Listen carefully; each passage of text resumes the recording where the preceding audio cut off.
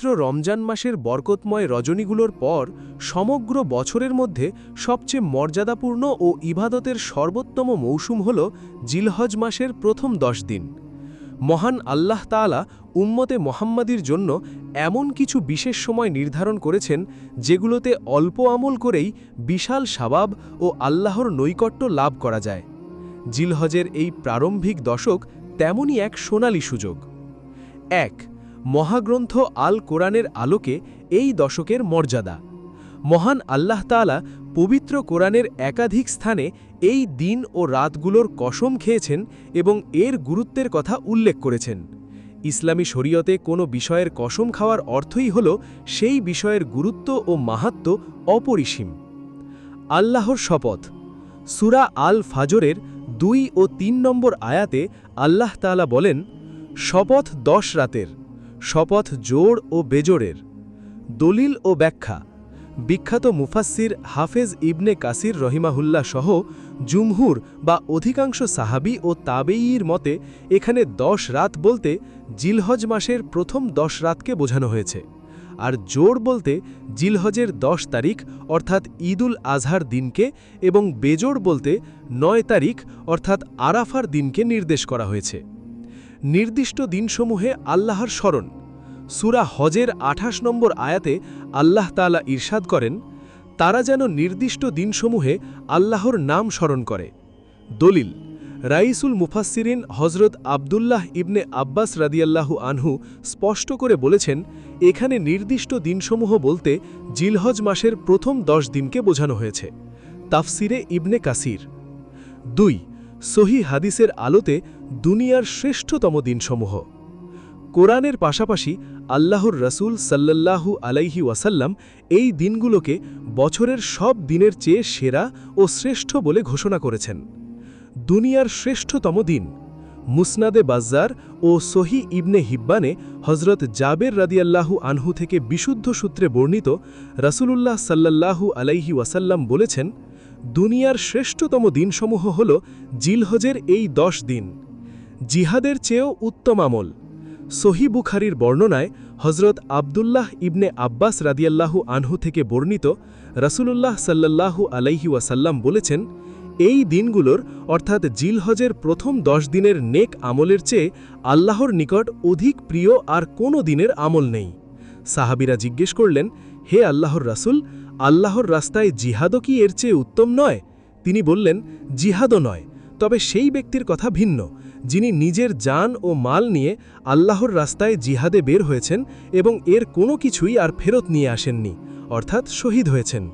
সহি বুখারী, হাদিস নং 969। বছরের সেরা দিন। জিলহজ মাসের 10 তারিখ অর্থাৎ কোরবানির দিনটিকে আলাদাভাবে বছরের সবচেয়ে মর্যাদাপূর্ণ দিন বলে বলা হয়েছে। সুনানে আবু দাউদ ও সুনানে নাসাইতে বর্ণিত হাদিসে এসেছে, রাসূলুল্লাহ সাল্লাল্লাহু আলাইহি ওয়াসাল্লাম বলেছেন, আল্লাহর নিকট দিনসমূহের মধ্যে সবচেয়ে বড় ও শ্রেষ্ঠ দিন হল কোরবানির দিন, অর্থাৎ 10ই জিলহজ। আবু দাউদ, হাদিস নং 1765। 3. এই দশকের শ্রেষ্ঠত্বের মূল রহস্য ও কারণ। বিখ্যাত হাদিস বিশারদ হাফেজ ইবনে হাজার আসকালানি রহিমাহুল্লাহ তার বিশ্বখ্যাত গ্রন্থ ফাথুল বারিতে লিখেছেন, জিলহজের প্রথম 10 দিনের এই অনন্য মর্যাদার মূল কারণ হল এই দিনগুলোতে ইসলামের মৌলিক 5টি রুকন বা স্তম্ভের এক অপূর্ব সমাহার ঘটে, যা বছরের অন্য কোনো সময় সম্ভব নয়। যেমন ঈমান ও সালাত অন্য দিনগুলোর মতো এই দিনগুলোতেও রয়েছে। জাকাত বছরের যে কোনো সময়ের মতো এই সময়েও হিসাব করে দেওয়া সম্ভব।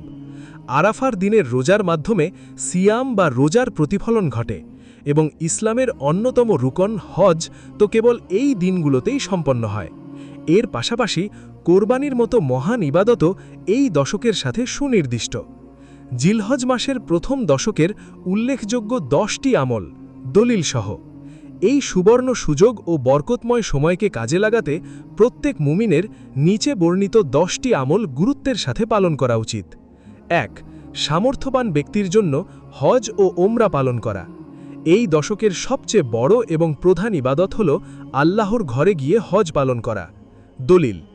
আল্লাহ তাআলা বলেন, মানুষের মধ্যে যার সেখানে যাওয়ার সামর্থ্য আছে আল্লাহর উদ্দেশ্যে ওই গৃহের হজ করা তার অবশ্য কর্তব্য।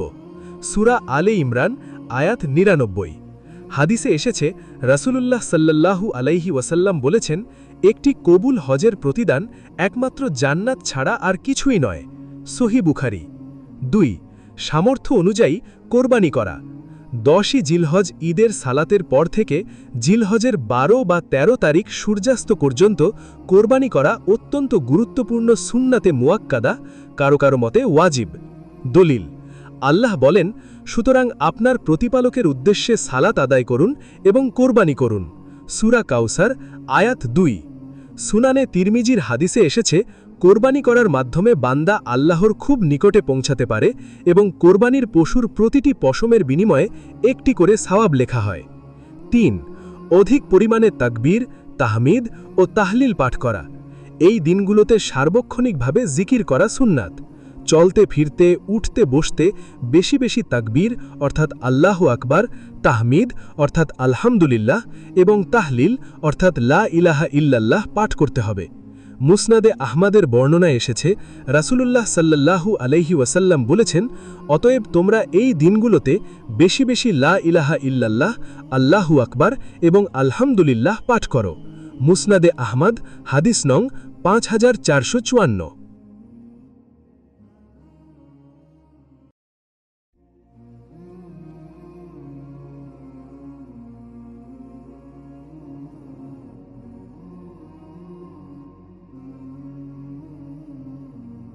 ৪ নখ, চুল, গোঁফ ও শরীরের অন্যান্য পশম কাটা থেকে বিরত থাকা।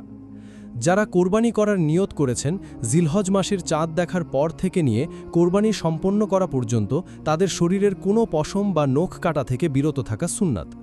দলিল: সহিহ মুসলিমের হাদিসে উম্মুল মুমিনিন উম্মে সালামা রাদিয়াল্লাহু থেকে বর্ণিত, রাসূলুল্লাহ সাল্লাল্লাহু আলাইহি ওয়াসাল্লাম বলেছেন, যখন তোমরা জিলহজের চাঁদ দেখতে পাবে এবং তোমাদের কেউ কোরবানি করার ইচ্ছা করবে, সে যেন তার চুল ও নখ কাটা থেকে বিরত থাকে।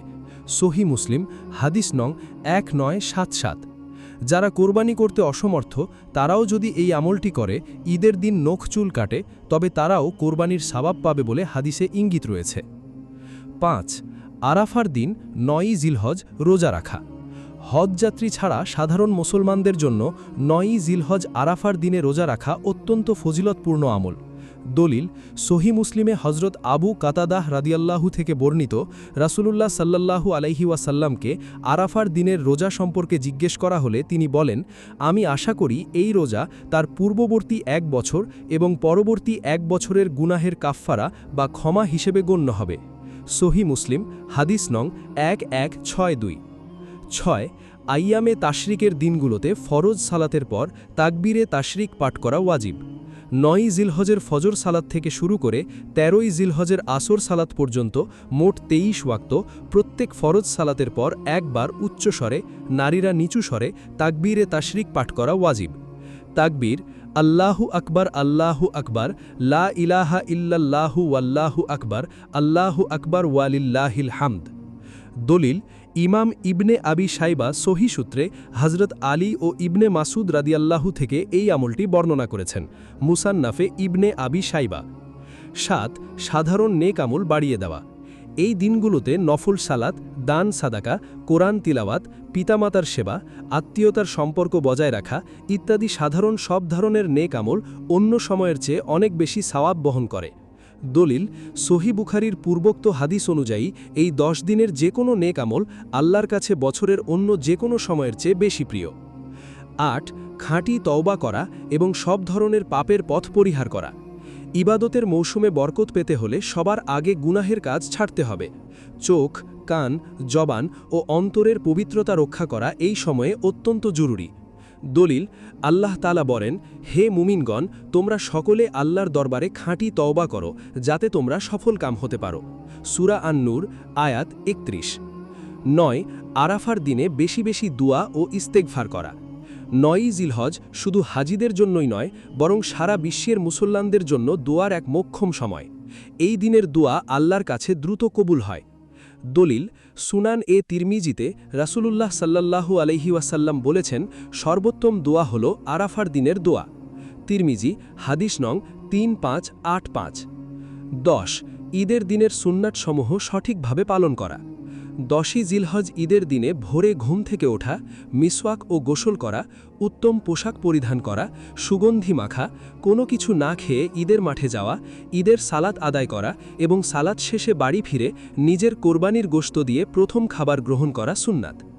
দলিল সুনানে তিরমিজি ও ইবনে মাজার হাদিসে এসেছে, রাসূলুল্লাহ সাল্লাল্লাহু আলাইহি ওয়াসাল্লাম ঈদের আজার দিনে ঈদের সালাতের পূর্বে কিছুই খেতেন না।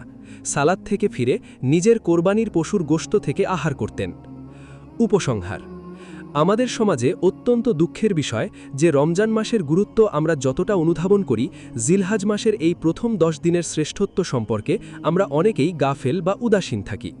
অথচ কোরআন ও হাদিসের কোষ্ঠীপাথরে এই দিনগুলোর মূল্য অপরিসীম। তাই আসুন জিলহজের চাঁদ দেখার পর থেকেই আমরা অযথা সময় নষ্ট না করে এই আমলগুলোর মাধ্যমে আমাদের আমলনামা সমৃদ্ধ করি এবং আল্লাহর সন্তুষ্টি অর্জন করি। আমাদের ভিডিওটি যদি ভালো লাগে তাহলে অবশ্যই চ্যানেলটি সাবস্ক্রাইব করবেন, আর আপনাদের মতামত জানাতে অবশ্যই ভিডিওর নিচে একটা কমেন্ট করে মতামত জানাবেন।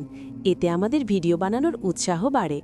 আপনি কোন ধরনের ভিডিও দেখতে চান কমেন্ট করে অবশ্যই জানিয়ে দেবেন।